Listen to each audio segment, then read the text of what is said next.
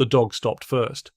It turned from the path and ran toward the fence line, nose low against the frozen ground. The farmer followed, calling the animal back, but the dog would not come. What he found in that Kentucky field on the first morning of February 1896 was a young woman, well dressed, her hands still gloved, lying face down in the frost. She had no head, and no one, as yet, knew her name. Hello, everyone. Before we begin, now please make sure to like and subscribe to the channel, and leave a comment with where you are watching from and what time it is there.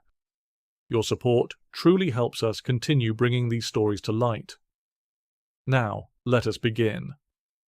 It was Saturday, the 1st of February, 1896, in the township of Fort Thomas, in Campbell County, Kentucky. Winter had settled hard across the Ohio River Valley. The ground was cold and pale with frost, the trees stripped bare, and a dull grey sky pressed low over the farmland that stretched south from the river. Coal smoke drifted from the chimneys of the houses along the Alexandria Pike, and the morning air carried the smell of mud and wood smoke. It was a quiet, unremarkable morning in a quiet, unremarkable county. John Locke, a farmer of some years' acquaintance with that land, had set out as he did most mornings to walk the boundary of his fields. His dog ran ahead of him, as was its habit. There was nothing unusual in the hour, nothing unusual in the chill, nothing unusual in the pale light that spread slowly across the bare earth. Pearl Bryan had been 23 years old. She had grown up on a prosperous farm in Greencastle, Indiana.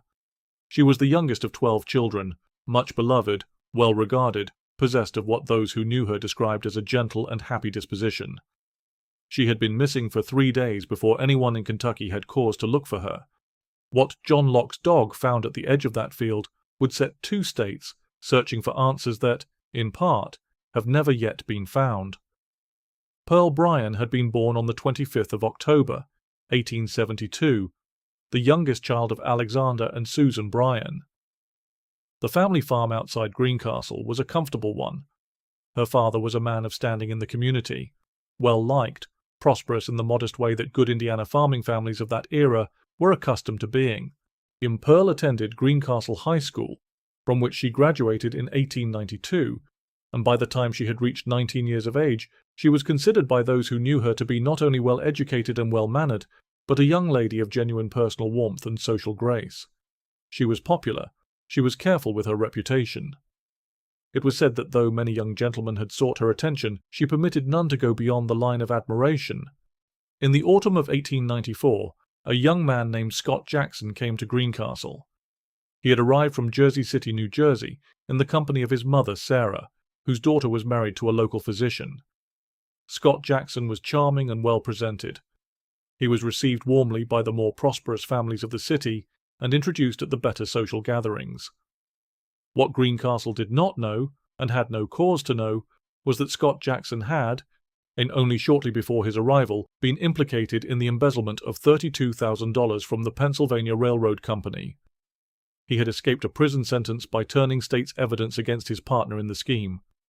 He arrived in Indiana, in every outward respect, as a respectable young man of good family. It was in the spring of 1895 that Pearl was introduced to Scott Jackson through her cousin, Mr. William Wood, who was acquainted with him. The impression Jackson made upon her was immediate and considerable. He was attentive, courteous, and spoke with the ease of a man who moved in elevated circles. Pearl, who had deflected the attention of many suitors, found herself favourably disposed toward him in a manner she had not previously permitted herself. He borrowed Wood's horse and buggy and took her riding. She was careful not to make the nature of their acquaintance widely known, but those close to her observed a change, a quiet happiness, a new preoccupation. By September of 1895, Pearl Bryan discovered that she was with child. She confided in her cousin, William Wood. Wood in turn informed Scott Jackson.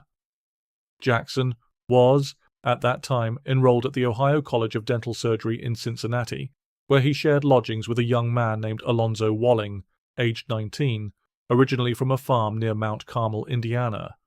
Walling had come by way of the Indianapolis Dental College and had met Jackson there before the two found themselves, by some coincidence of direction, established together in Cincinnati. Jackson did not respond to Pearl's situation with the proposal of marriage. he wrote to her instead. His letters contained not declarations of intent, but instructions, recipes and concoctions of his own devising, which he believed might resolve her condition without the necessity of any formal acknowledgment on his part. Pearl followed the instructions. None of the remedies proved effective. By Christmas, her condition was becoming more difficult to conceal, and the patience of the situation was wearing thin on all sides. Jackson continued to insist that marriage was not presently possible, and he did not explain why. He offered, in its place, a plan. Pearl was to tell her parents that she intended to travel to Indianapolis to visit an old family acquaintance, a Mrs. Fisher, who had moved there from Greencastle some time previously. She was not, however, to disembark at Indianapolis. She was to continue on the train through to Cincinnati, where Jackson would arrange for a doctor to attend to her condition. Pearl agreed.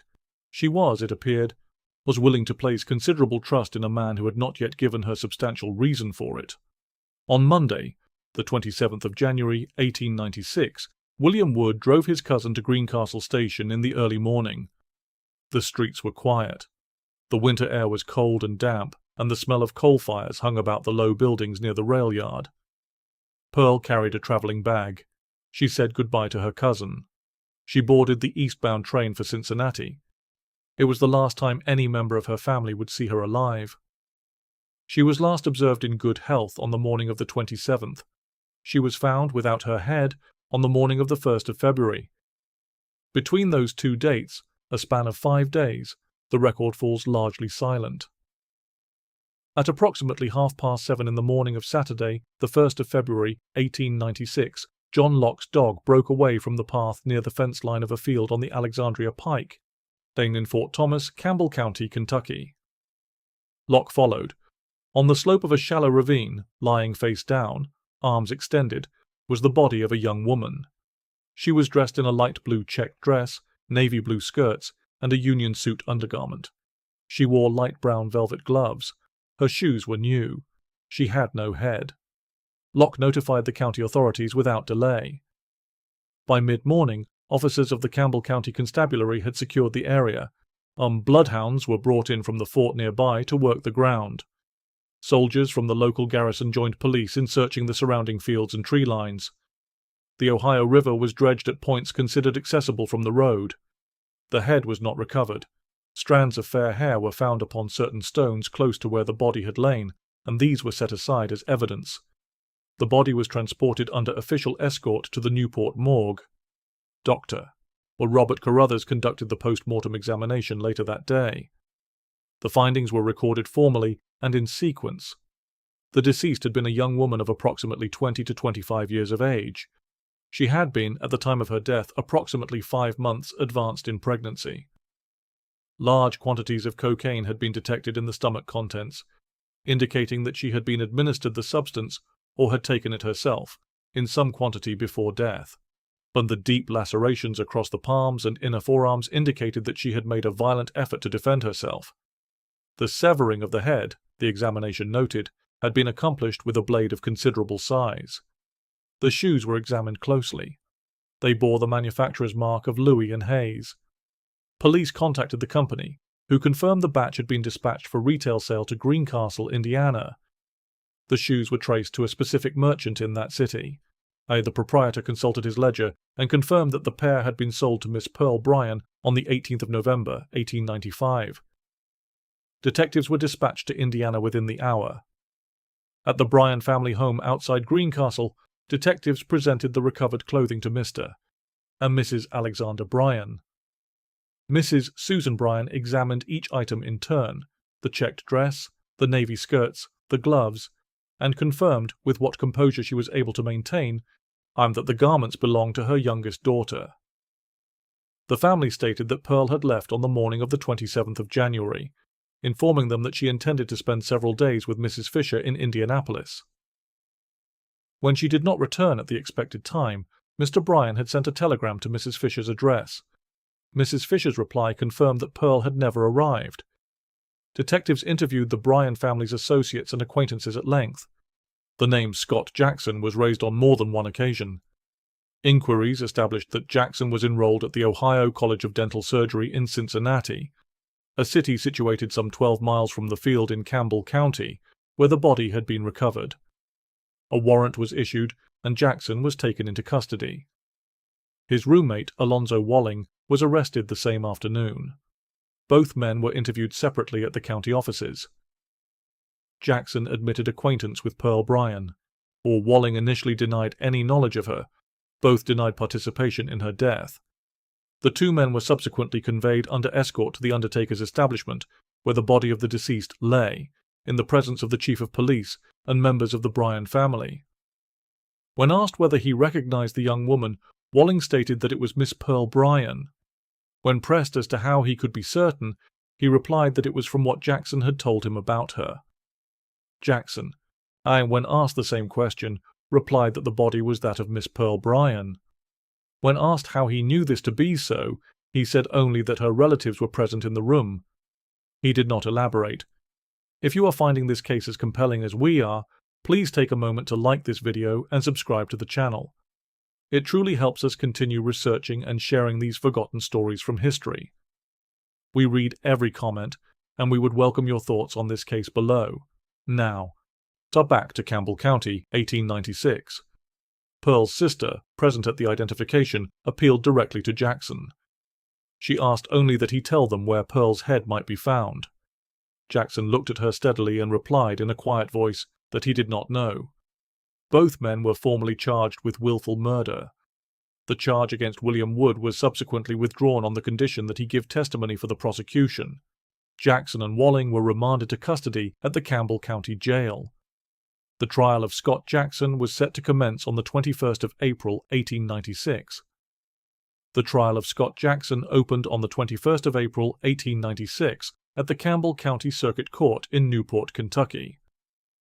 The case had attracted attention across Indiana, Ohio, and Kentucky, and the proceedings drew observers from as far as Cincinnati and Indianapolis, and the courtroom was full on every morning of the trial. Outside, in the streets near the Newport courthouse, vendors had taken to selling merchandise bearing Miss Bryan's name and likeness. Nothing more need be said of that. The defense argued that Pearl Bryan had not been murdered in Kentucky at all, but had died in Cincinnati as the result of a surgical procedure that had gone badly wrong. It was contended that Jackson had administered chloroform in an effort to relieve her suffering and had misjudged the quantity, resulting in her death by accident. The body, it was said, had then been transported across the Ohio River into Kentucky, and the head removed in a subsequent effort to prevent identification. The defense maintained that this was a tragedy, not a killing, and that the charge of willful murder could not be sustained. The prosecution countered this argument with the findings of Dr. Carruthers and additional medical testimony. The quantity of blood found at the scene on the Alexandria Pike, the examiners stated, was consistent with decapitation having been performed while the young woman remained alive. The cocaine found in her stomach was presented as evidence of deliberate administration. The deep defensive wounds to her hands and arms spoke, silently but plainly, against the theory of an accidental and peaceful death. William Wood gave his testimony as agreed. The saloon owner and his porter, both from Cincinnati, testified to having seen Jackson, Walling, and a young woman together at the Wallingford Saloon on the evening of the 31st of January. A cab driver named George Jackson, no relation to the accused, gave further testimony, though the defense challenged his account at length, and the weight afforded it by the jury remained uncertain. In total, the prosecution called 113 witnesses. The defense called 83. On the 14th of May, 1896, after deliberations of some duration, the jury returned a verdict of guilty against Scott Jackson on the charge of willful murder. He was sentenced to death by hanging. His expression, it was recorded, did not change. Alonzo Walling's separate trial commenced on the 26th of May and concluded on the 18th of June. He too was found guilty. He too was sentenced to death. Both sentences were appealed. Both were upheld. In the days before the executions were carried out, both Scott Jackson and Alonzo Walling were formally asked to set down in writing a full and truthful account of what had occurred on the night of the 31st of January, 1896. They produced separate statements. The accounts, while differing in certain particulars, agreed upon the same essential version of events. Both men stated that Pearl Bryan had travelled to Cincinnati for a surgical procedure to be performed by a certain Dr. Wagner, a physician with some acquaintance with Jackson. Both stated that the procedure had encountered complications and that Pearl had died as a result. Neither man admitted to performing the decapitation. Neither man named the precise sequence of events that followed her death. Neither man disclosed what had become of her head. These written confessions were printed in the press. Other individuals came forward to support the claim of Dr. Wagner's involvement, but Dr. Wagner had, by the time of the trials, been committed to the Eastern Kentucky Asylum for the Insane at Lexington. His family denied the allegations in full. When it was later announced that Dr. Wagner had recovered his faculties, he denied them also. The matter was never formally resolved at law, though a last appeal was made to Governor Bradley of Kentucky on behalf of both condemned men. It was denied. On the 20th of March, 1897, Scott Jackson and Alonzo Walling were hanged side by side at the Campbell County Jail in Newport. Both men proclaimed their innocence to the last. Neither provided, in those final moments, any further information as to the location of Pearl Bryan's head. Both drops fell. Death in each case was recorded as immediate. Pearl Bryan was interred at Forest Hill Cemetery in Greencastle, Indiana, among the trees and the quiet fields of the county where she had been born. Her grave marker does not record the circumstances of her death. Her parents did not long outlive the grief of it. Her head has never been found.